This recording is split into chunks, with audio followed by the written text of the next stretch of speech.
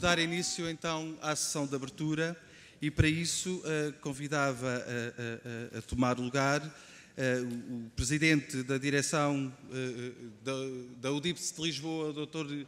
José Carlos Batalha, com a Dra. Lucinda Pereira, a representação da Sra. Diretora Distrital.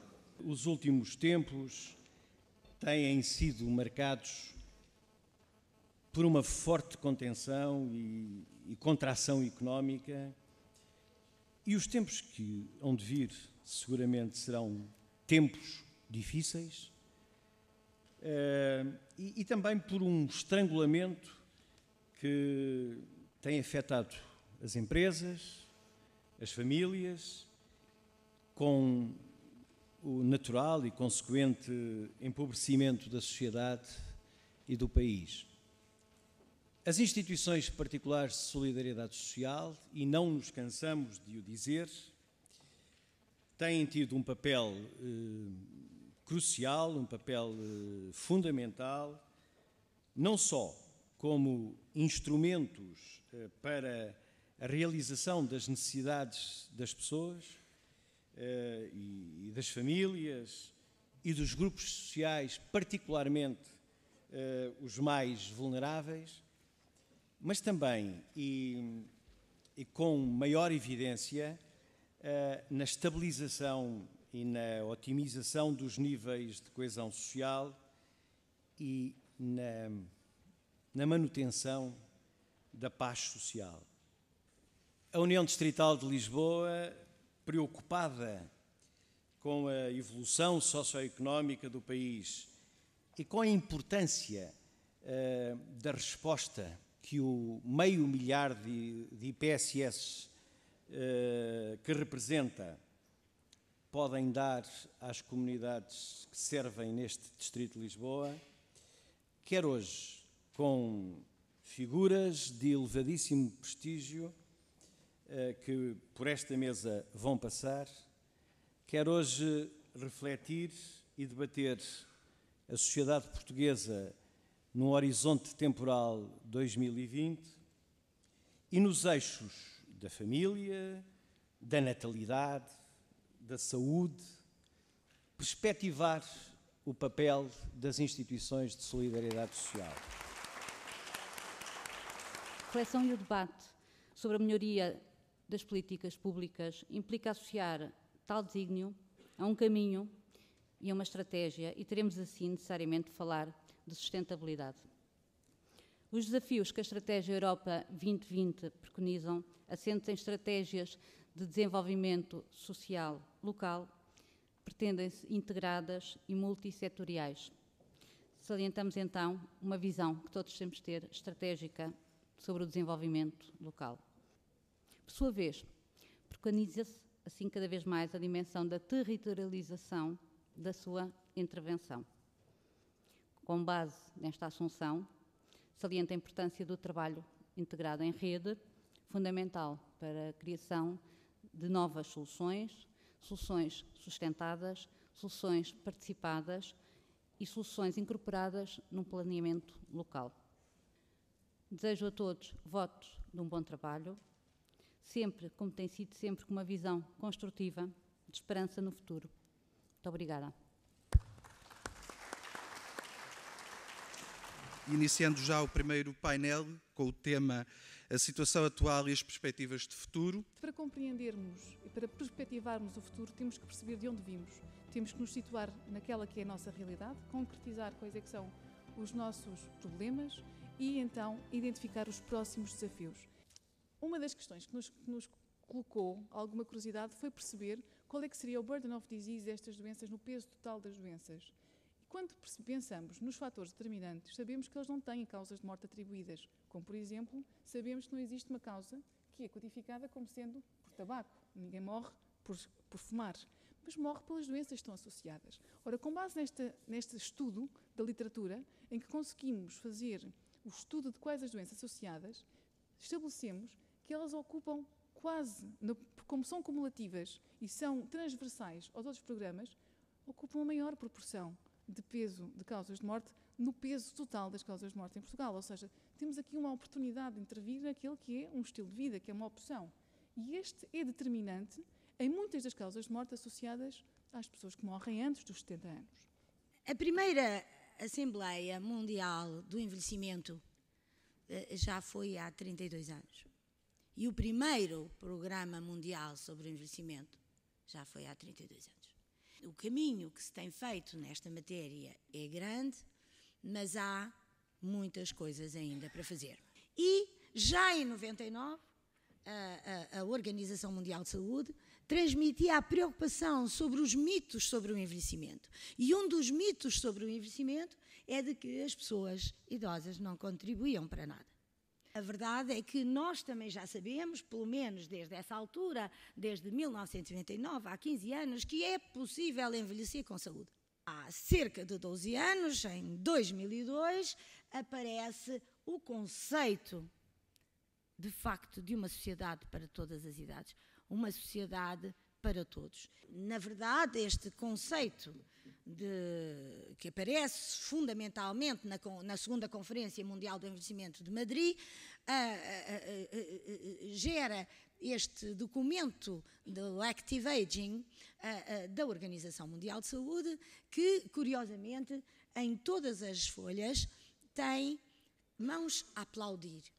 E este livro, ao folhear rapidamente, ao folhear assim, as folhas rapidamente, gera um movimento de aplauso pelos anos de vida conquistados no último século. E este conceito de envelhecimento ativo passa a não ser apenas o conceito de envelhecimento saudável. Não chega a ter saúde e estar 11 horas por dia sentado num cadeirão. Perde-se massa muscular, perde-se vontade de viver, perde-se coordenação motora e, portanto, esta influência do ambiente vem dizer-nos que é preciso mais do que ter saúde. Ter saúde, tout court.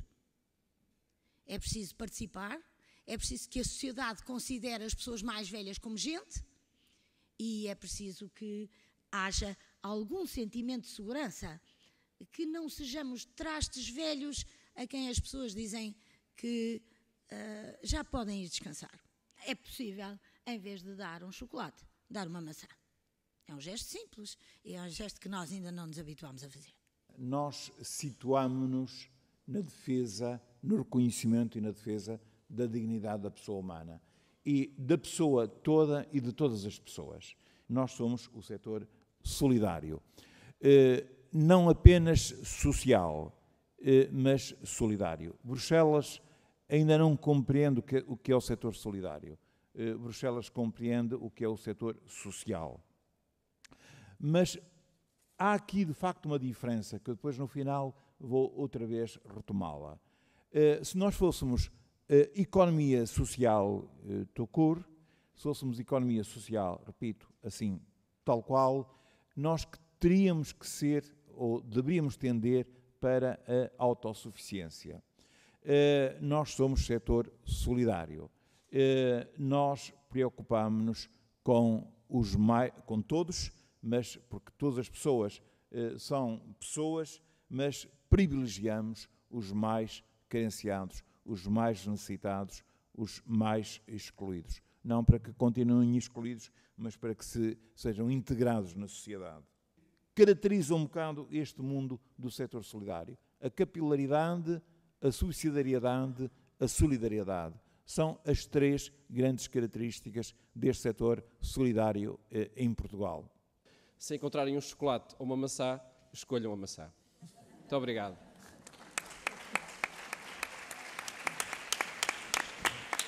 Vamos então iniciar este segundo painel, intitulado A Dimensão Social das Políticas da Estratégia Europa 2020.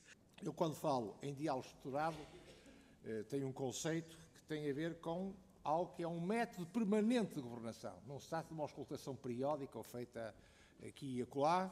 Trata-se de um método permanente de governação que seja objeto de regras próprias e aceito por todas as partes envolvidas e que possa conduzir a exercícios de concertação e exercícios de compromisso.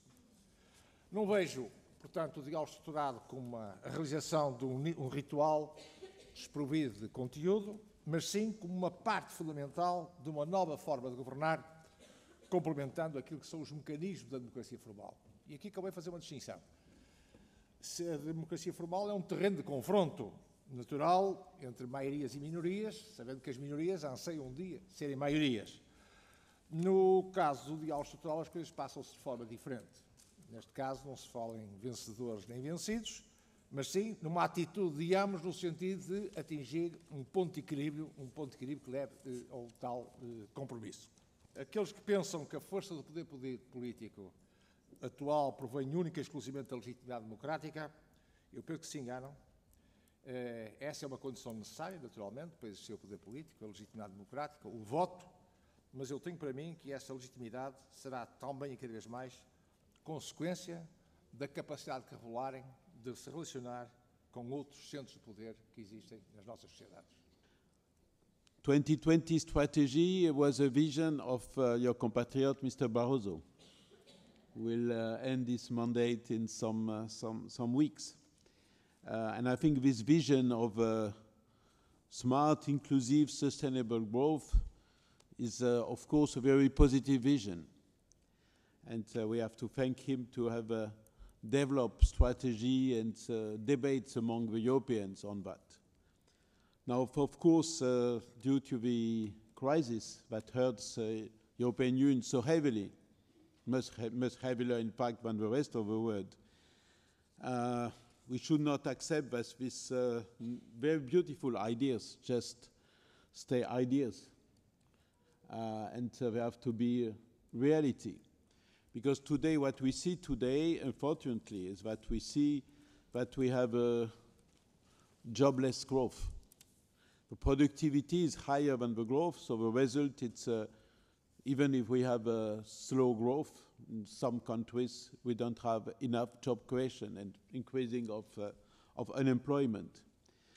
Uma das características essenciais, algo que define o ADN daquilo a que muitas vezes chamamos um modelo social europeu, é exatamente a capacidade de termos um diálogo tripartido, um diálogo entre representantes dos trabalhadores, representantes dos empregadores, representantes das instituições não governamentais, onde as instituições sociais têm um profundo papel, um papel muito importante, com os representantes políticos. Chamamos a isso concertação social, nasceu, é fruto desta ideia de gênese europeia, é algo que é exclusivo nesta nossa latitude, nesta nossa geografia, mas é algo que, do ponto de vista do processo de avanço das sociedades, é fundamental. Garantirmos que é por uma lógica de diálogo e por uma lógica de compromisso, por uma lógica em que as soluções são discutidas, mas nesse sentido são discussões que são soluções que são aceitas por todos os que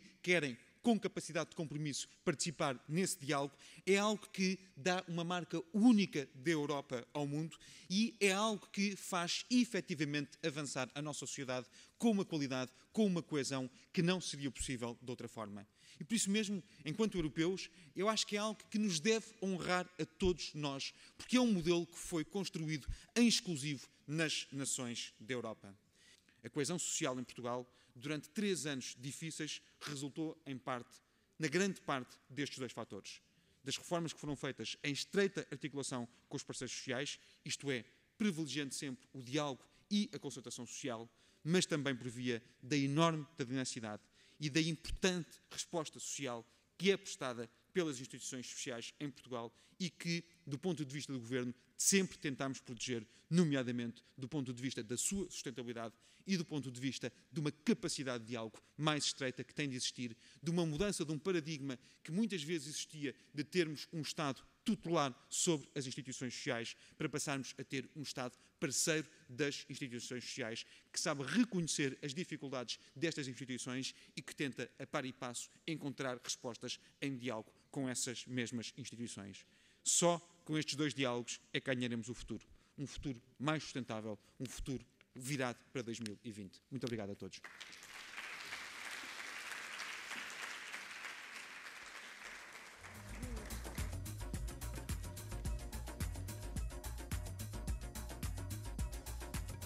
Eu sei que, hoje em dia, face ao contexto da austeridade que estamos a viver, falar de crescimento surge como digamos que, a luz ao fundo do túnel, como a grande alternativa, mas eu contesto isso, precisamente, porque eu acho que voltarmos a concentrar no crescimento é voltarmos a concentrar, precisamente, numa obsessão do passado que nos trouxe até aqui.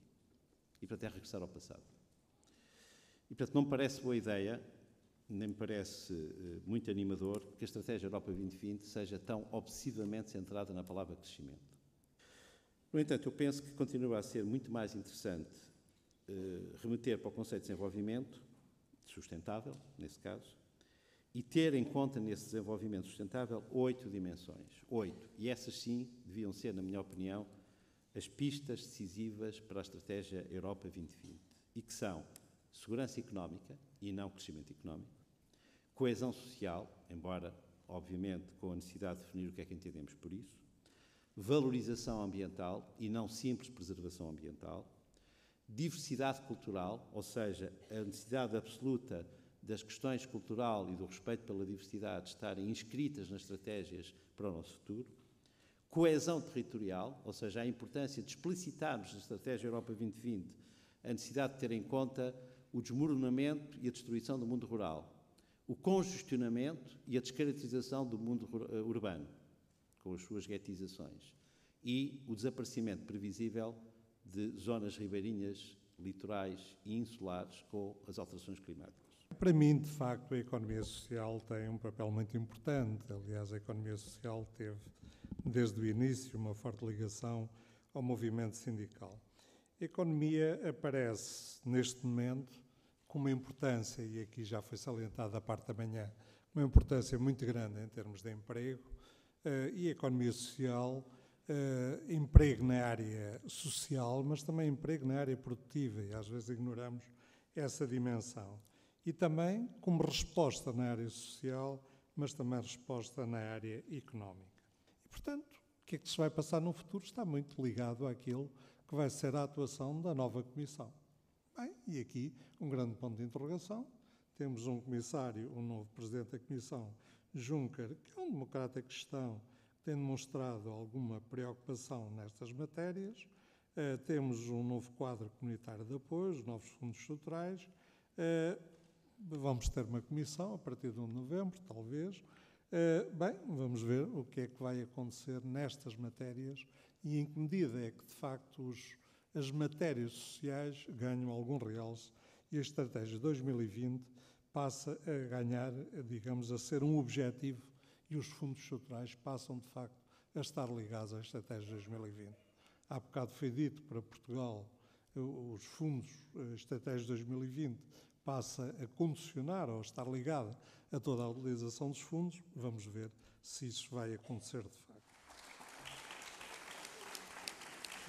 Vamos dar início ao quarto painel, intitulado Economia Social e Solidária e os parceiros com o poder local para o desenvolvimento local na perspectiva da Estratégia Europa 2020. Vivemos num cenário e num tempo de grandes imprevisibilidades, chamamos-lhe crise, mas o que é certo é que a crise vai perpetuando no tempo uma situação que quase nos parece de exceção. Sentimos, e o discurso reforça cada vez mais a ideia de uma urgência na inovação social, temos de nos preparar para o que está para vir. Vivemos num tempo em que, ainda por cima, isso nos aparece como muito difícil, porque convivemos com restrições orçamentais muito fortes. Vemos que a autonomia das organizações da economia social e solidária é fortemente limitada nessas mesmas condições, porque, por um lado, queremos a chamada sustentabilidade financeira com menor dependência do Orçamento Geral do Estado, mas face à situação económica do país é difícil imaginar como é que as receitas próprias podem ocorrer. De repente descobrimos que era bom retomar a reflexão do início dos anos 80 sobre a economia subterrânea, sobre o setor autónomo, a propósito da reestruturação do welfare state, que nunca fizemos sempre a sério.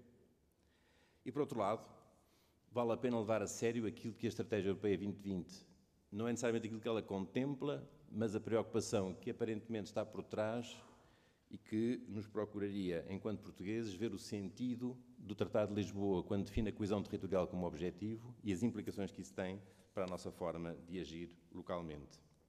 O emprego, e a proposta é a aumentar para 75% a taxa do emprego na faixa etária entre os 20 e os 65 anos. E tocando aqui na ponta, apanhando estas duas pontas, 20 anos estão a sair dos seus cursos, da sua formação superior, estão a chegar ao mercado de trabalho e nós hoje vimos os nossos jovens confrontados com aquilo que é uma ausência muito grande de falta de respostas e possibilidades para os poder acolher nessa nova etapa da vida. E depois temos o escalão dos 65 anos. 65 anos em que as pessoas ainda estão na sua força de poderem ser aproveitadas para o mercado de trabalho, para o desenvolvimento do país, para contribuírem para a geração de riqueza. As pessoas, se chegam hoje aos 65 anos numa atividade ativa, produtiva e remunerada, olham uns para os outros e dizem que estão com muita sorte, porque nós temos um número imenso de pessoas, a partir dos 40 anos também, que por razões diversas, efetivamente, fica numa situação de desemprego.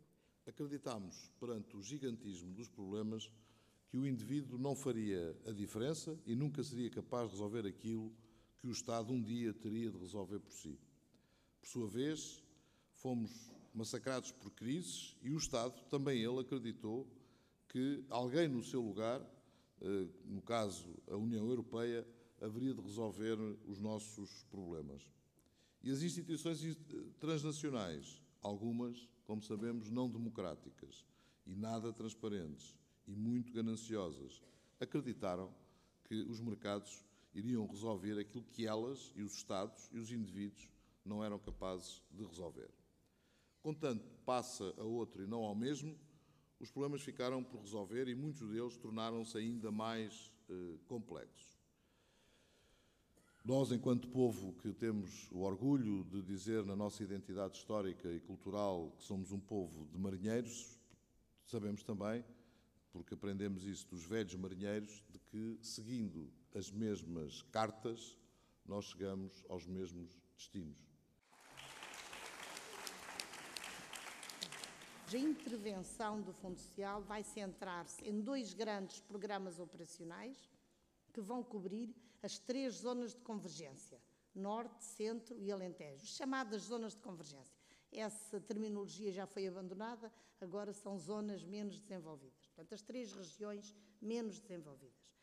Nessas 3 regiões vão existir 2 fortes programas de Fundo Social Europeu, o Programa Operacional da Inclusão Social e do Emprego e o outro Programa Operacional do Capital Humano.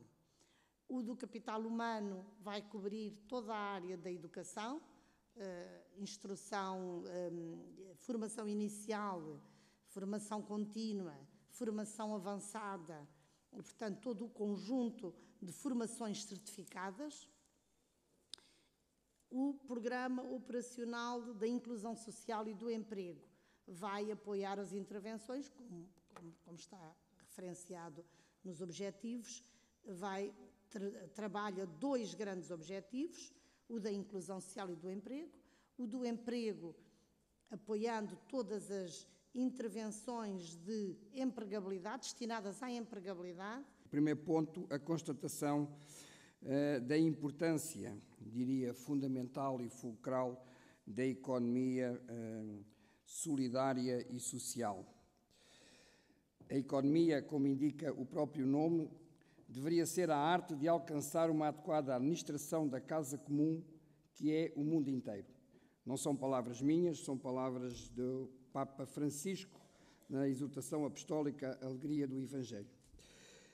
Assim, se dizemos que a economia é administrar a casa comum, com muito mais razão o diremos em relação à economia social e solidária. É essa arte que hoje aqui estudamos, refletimos, assimilamos e aprendemos a pôr em prática. De facto, a dignidade de cada pessoa humana e o bem comum são questões que deveriam estruturar toda a política económica, mas às vezes parece que somente são apêndices, que não contribuem nem concorrem para um verdadeiro desenvolvimento integral. É por isso que afirmamos que hoje foi um dia rico de partilha de ideias e de contributos práticos. Diria que foi um dia de solidariedade. O segundo ponto que me ocorre neste momento é que a economia social e solidária, e eu acrescentava universal, tem uma resposta insubstituível e única.